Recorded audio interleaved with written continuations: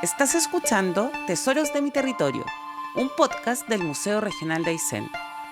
En esta segunda temporada viajaremos desde el litoral a la estepa patagónica, conociendo diversas colecciones históricas, arqueológicas, paleontológicas, fotográficas y naturales que resguarda nuestro museo. ¡Acompáñanos! Capítulo 14. Por la ruta de Augusto Grosse en Aysén. Luego de la creación de la provincia de Aysén en el año 1929, el Estado chileno comenzó a impulsar la consolidación de los escasos poblados existentes y la creación de nuevos asentamientos. En este proceso de integración a la vida nacional, luego de décadas de ausencia estatal, hubo además un auge por explorar las potenciales riquezas del territorio, dimensionar su extensión y abrir rutas que permitieran la conectividad tanto dentro de la zona como hacia el resto del país. A partir de 1938, primero el Departamento de Ferrocarriles del Ministerio de Tierras y Colonización y luego la Dirección de Caminos del Ministerio de Obras Públicas, encomendaron parte importante de la tarea de explorar alternativas de conexión a un hombre que dejaría huella en Aysén, Augusto Grosse Ickler.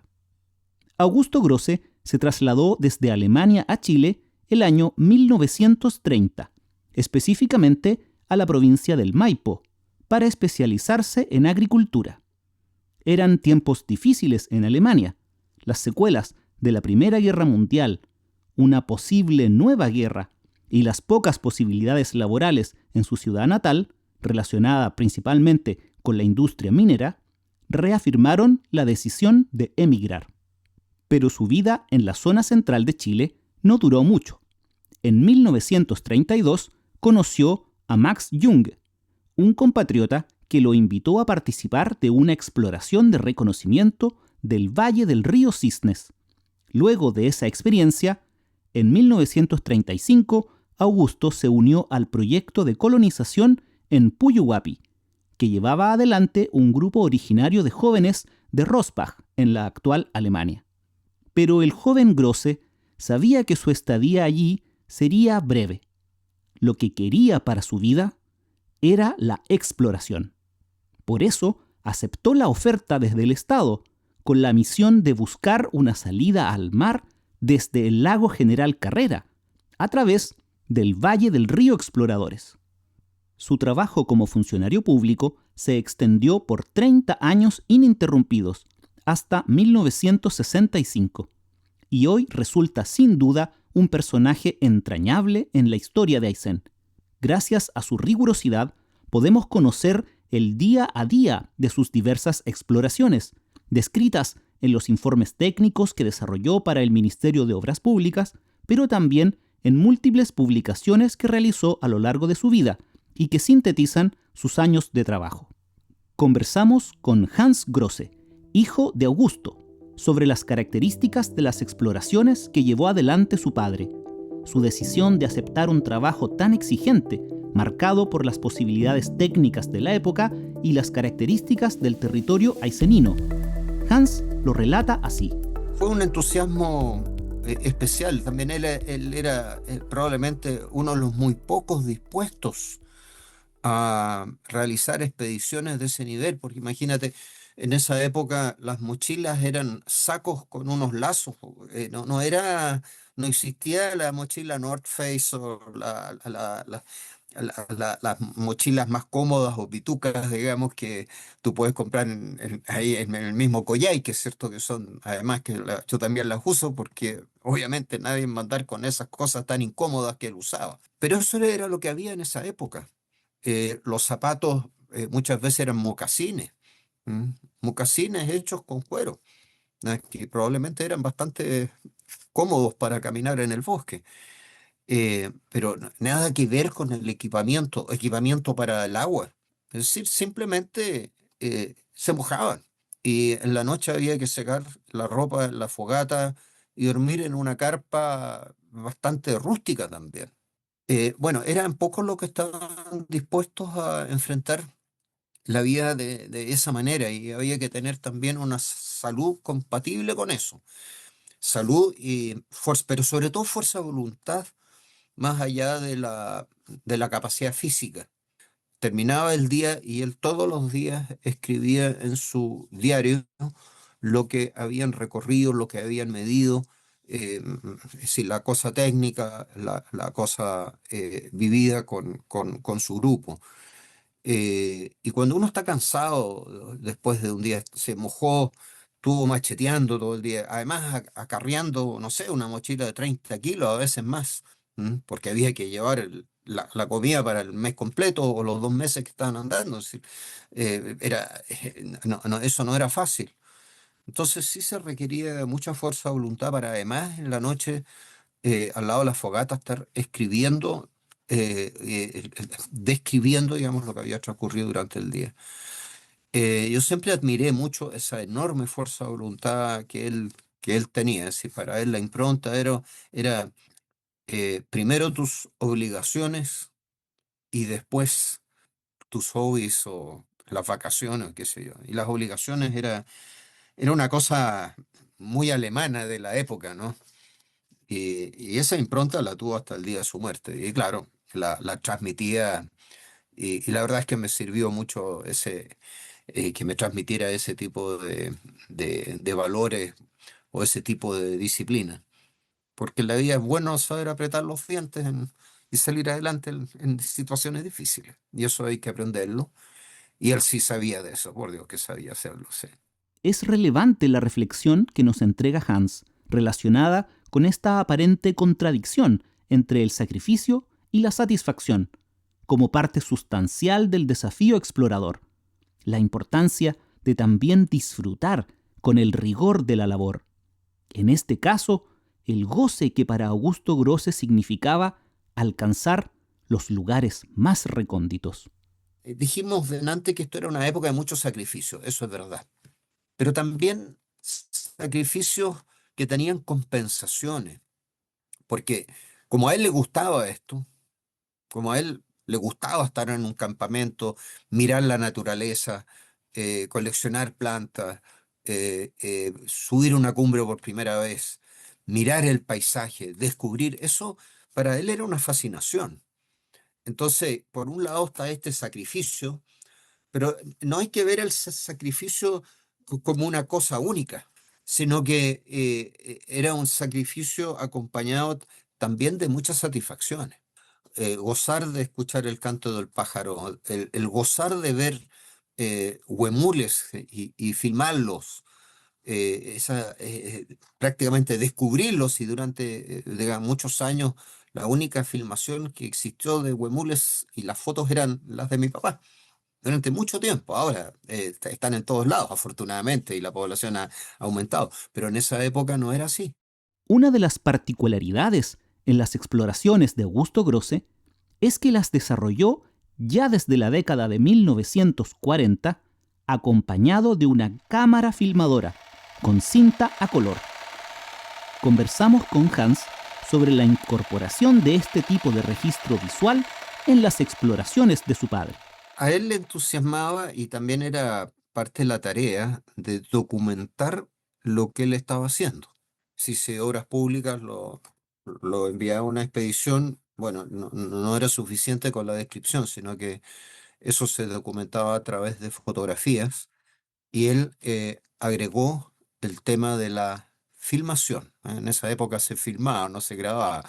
Ahora grabamos, porque se filmaba sobre un celuloide y era carísimo y todo esto se hacía en 16 milímetros y además como el material era muy caro y muchas veces también no había presupuesto del ministerio para eso, entonces también él de su bolsillo trataba de comprar un par de minutos de filmación. Entonces él filmaba una vez y tenía que resultar. Cuando se está en un set de filmación actual o digamos en Hollywood, eh, se hacen 20 filmaciones, pero en esa época era, todo esto era de un alto costo. Entonces había que pensar muy bien dónde hacer la toma para que resulte de buena forma. En eso él era muy, muy, muy eficiente. Porque si tenía para una expedición 10 minutos de filmación o 5 minutos de filmación, había que aprovechar muy bien, digamos, y no experimentar, sino que irse instalarse en un lugar donde la cámara no se movía, donde la luz estaba perfecta como para que las imágenes resultaran bien. Y eso lo hizo toda la vida, yo lo acompañé muchas veces, tenía una máquina Bolex Payart, era una filmadora francesa, eh, la antigua, que tú después se compró una nueva, que obviamente venía con más tecnología. Bueno, él gozaba con la tecnología de la época. ¿Ah? Actualmente, imagínate, para él habría sido el paraíso con la fácil tecnología que tenemos para hacer grabaciones de cualquier tipo. ¿Mm? De todas maneras, interesante que ya en los años 40 las filmaciones se hacían en color. Porque uno piensa que uno ve filmaciones antiguas y todos son blanco y negro, pero las de mi papá son todas en color. Entonces, eso era un avance interesante para la época. Y lo otro, 16 milímetros. Es decir, después vino el Super 8, el 8, no sé si tú lo recuerdas, ¿ya? Pero 16 milímetros era una dimensión muy profesional. Por otro lado, resulta especialmente significativo descubrir en el material fílmico de Grosse no solo un registro, sino una evidente sensibilidad artística y estética. Al respecto, son interesantes algunas referencias personales que Hans nos comparte sobre la vocación artística, además de técnica, de su padre. Sin lugar a dudas que él tenía una sensibilidad estética porque sus filmaciones, digamos, son bonitas. Es decir, él buscaba lo que se filmaba se vea interesante, pero además se vea bonito. Y así también, al tomar una foto, y también el material fotográfico, porque no, tampoco eran cámaras digitales, sino que tenían estos rollos, ¿verdad? Y eran 24 o 36 fotos por rollos y después había que revelar eso y todo eso también tenía un costo bastante alto. Entonces también ahí había que medirse. Entonces eso obliga a preocuparse de la estética, de ser de ver bien cómo va la imagen o de la forma más perfecta. ¿Eh? Y eso él, sin lugar a duda, lo ejercitó, pero él además tenía buena voz, era bueno para cantar, era un barítono. Y claro, tenía en Alemania un grupo de amigos de teatro y de canto, eh, que lamentablemente durante la Segunda Guerra Mundial falleció todo este grupo porque vivían en la ciudad de Dresden y la ciudad de Dresden fue prácticamente borrada por los bombardeos. Bueno, eso fue para él siempre una gran tristeza, pero, pero en su temprana adultez, estuvo bastante relacionado con este mundo artístico. Y mi mamá era profesora de piano, entonces también él podía cantar y tocaba piano, bueno, qué sé yo. Obviamente que ahí se produjo también una conexión por ese lado y le encantaba la música clásica, en fin. Y mi papá, sin lugar a dudas, también trataba de ver las cosas más integralmente. Él no tenía esa formación científica ni nada, pero claro, estar en el tema del canto, estar en el tema de la filmación, de la fotografía, de la escritura, ¿cierto? Con sus tres libros, de expresar la emoción al describir un paisaje bonito.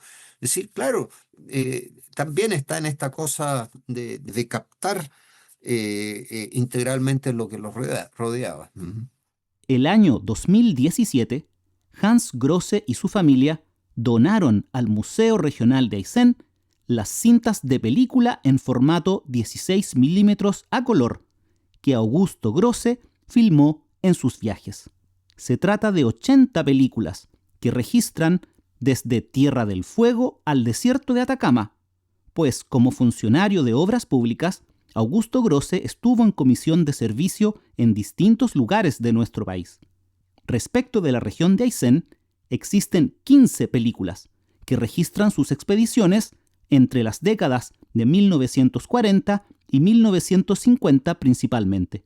En junio del año 2025, gracias a una alianza con la Cineteca Nacional del Servicio del Patrimonio Cultural, el Museo Regional de Aysén pudo gestionar la digitalización de este invaluable material fílmico. Conversamos con Sebastián Úbeda y Rocío Ortega, encargados de conservación y digitalización fílmica y videos de la Cineteca Nacional, respecto a su trabajo con las cintas de Augusto Grosse. Sebastián nos cuenta sobre la preparación del material fílmico previo a su digitalización. Buenas tardes, mi nombre es Sebastián Úbeda, soy el encargado de conservación fílmica y video de la Cineteca Nacional de Chile. Mi principal labor es el ingreso de materiales fílmicos y de video y su posterior restauración física y puesta en preparación para la digitalización y posteriormente para su guardado definitivo. Bueno, desde que llegaron los materiales acá, los tomé yo y los empecé a revisar junto con la lista de catastro que ustedes nos entregaron, lo que permitió ir cotejando muy fácil los materiales. Básicamente lo primero fue encontrar los que estaban en peor estado para tratar de repararlos y restaurarlos lo antes posible, para darles tiempo de, básicamente, de que volvieran un poco a su forma y pudieran pasar por el escáner de buena manera. Eso fueron unos dos rollos, los otros estaban en perfecto estado, y lo bueno es que yo empecé a descubrir que estaban filmados en Kodachrome, lo cual permitió que el color no se desvaneciera y estuviera impecable como fue filmado en el momento. Entonces, después me empecé a preparar los materiales en cuanto a su empalme, su reforzarlos o repararlos, y también así las perforaciones, porque el escáner que usamos para este proyecto usaba las perforaciones para el arrastre. Después de eso, tuvimos muchas conversaciones con la RO de cómo íbamos a abordar la digitalización, conversando y sobre todo los materiales que estaban en peor estado, cómo los íbamos a tratar de salvar. Nuestra idea es siempre salvar todo el material, aunque esté craquelado, abarquillado, con síndrome de vinagre. Entonces nos pusimos de acuerdo en cuanto necesitábamos de líder para enhebrarla en el equipo, y cómo podíamos estabilizar la imagen cuando el material estaba encogido. Y desde ahí lo preparamos y fuimos de a uno escaneando con mucho cuidado, y ustedes van a ver algunos que básicamente en digital se ve totalmente craqueleado, y eso fue un esfuerzo de Rocío, de tener mucha paciencia, y la máxima de Rocío fue: escaneemos todo, intentémoslo, aunque se destruya en el escáner, pero va a ser la última oportunidad de poder salvar el contenido de este material. Digitalizar un material de estas características no es una tarea sencilla. Se requiere un tratamiento sumamente prolijo, que Sebastián y Rocío nos explicaron detalladamente para dimensionar no solo el trabajo que implicó, sino también la importancia histórica y patrimonial de hacer visible lo que estas cintas conservaron por tantos años. Luego de que Sebastián preparara el material, Rocío se encargó de su digitalización.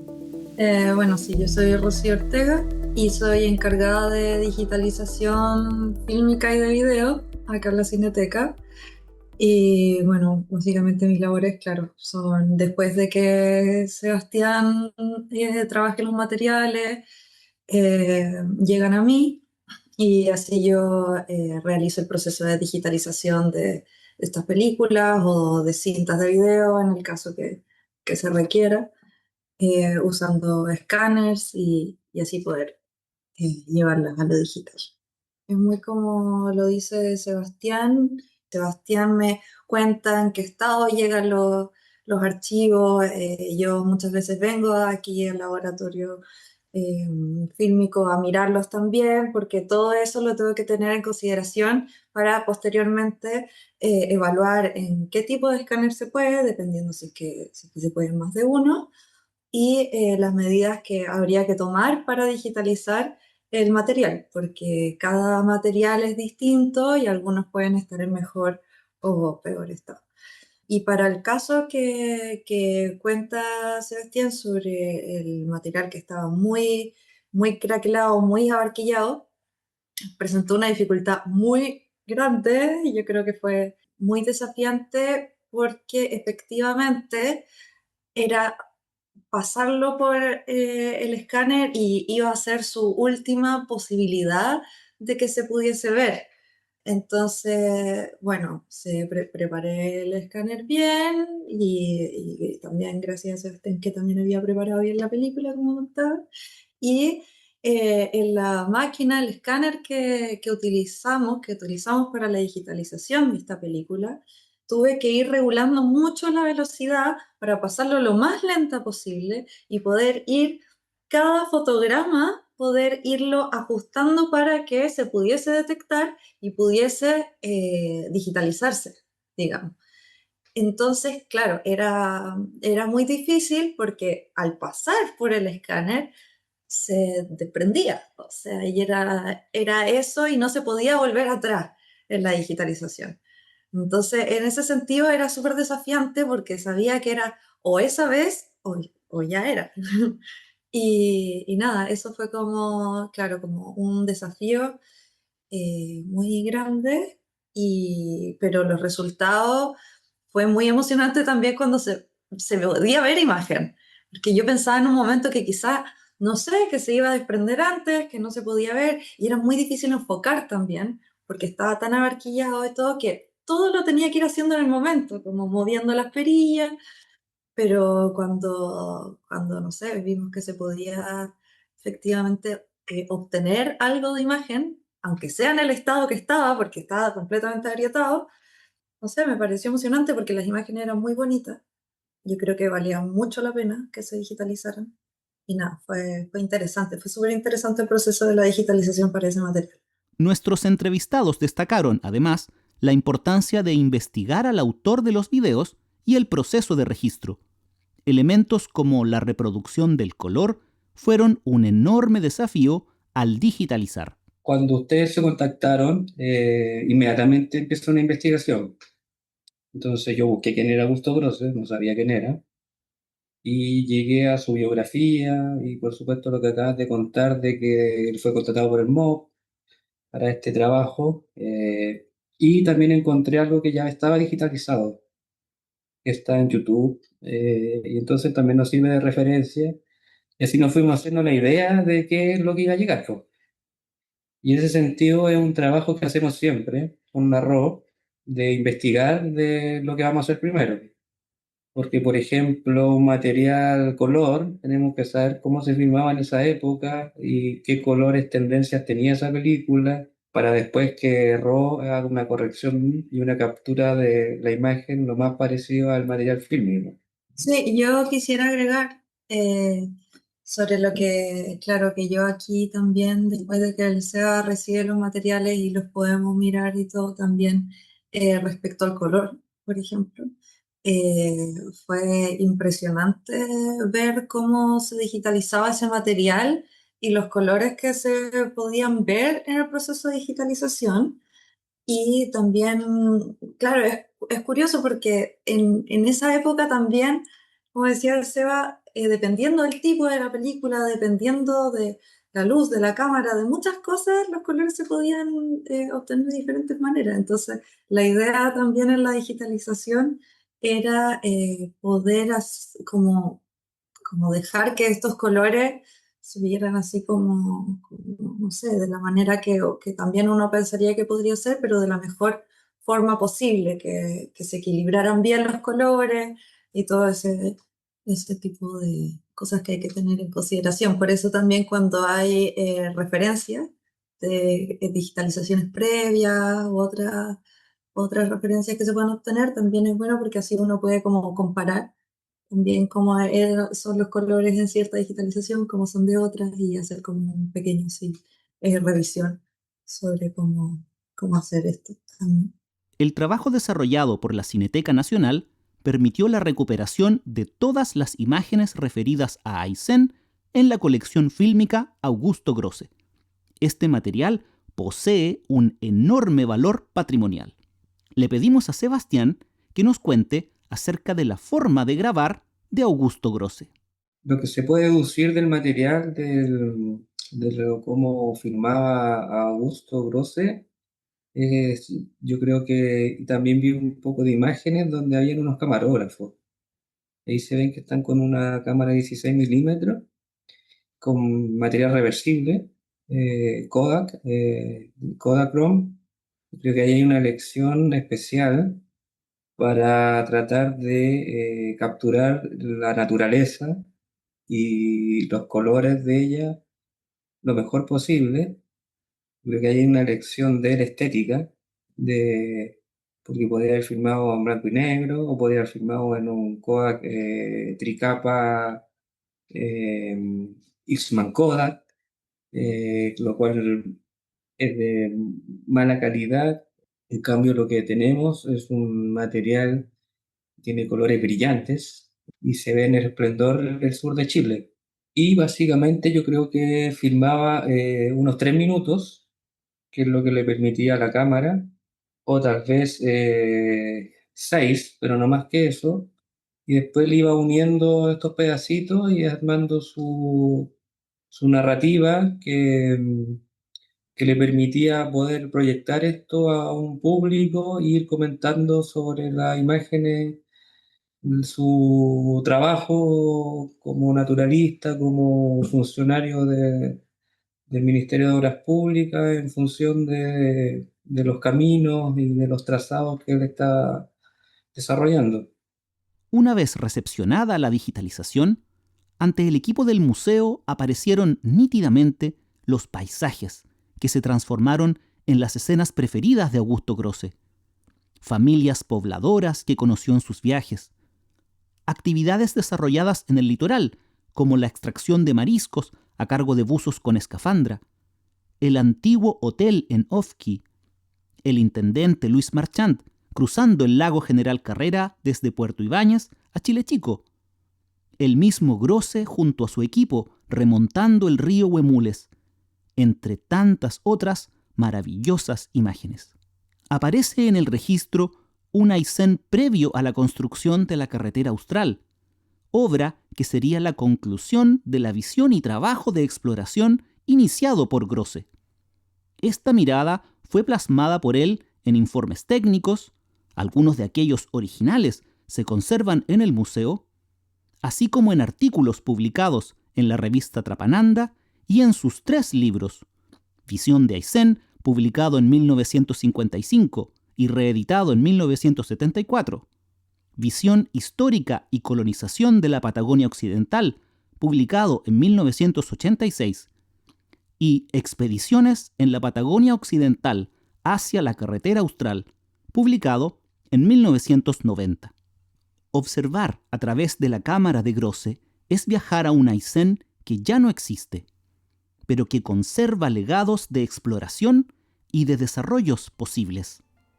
Podemos imaginar a Augusto Grosse aprovechando la oscuridad de la noche, no solo para escribir sus informes, sino también para preparar las cintas y planificar el registro deseado, que hoy podemos admirar, investigar y poner a disposición de las comunidades capturadas por el explorador. El Museo Regional de Aysén prepara para el año 2026 una exposición temporal y abrir el acceso al material para quienes se interesen por este patrimonio fílmico. Si quieres saber más sobre Tesoros de mi Territorio, ingresa a www.museoregionalaysén.gov.cl.